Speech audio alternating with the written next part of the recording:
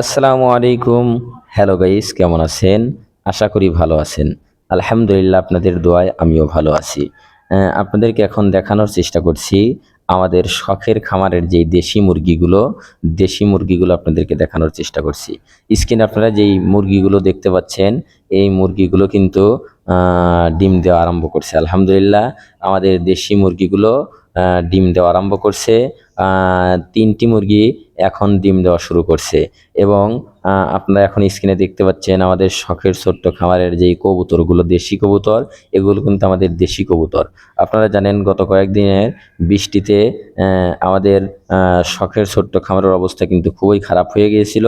বৃষ্টি শেষে আমাদের শখের খামারের যেই দেশি মুরগি আছে, কবুতর আছে, সেগুলো দেখানোর চেষ্টা করছি। আপনারা সকলেই আমাদের ছোট্ট শখের খামারের জন্য দোয়া করবেন। আল্লাহ রাব্বুল আলামিন যেন আমাদেরকে কবুল করেন। আজকের মতো এখানেই শেষ করছি। দেখা হবে অন্য কোনো ভিডিওতে।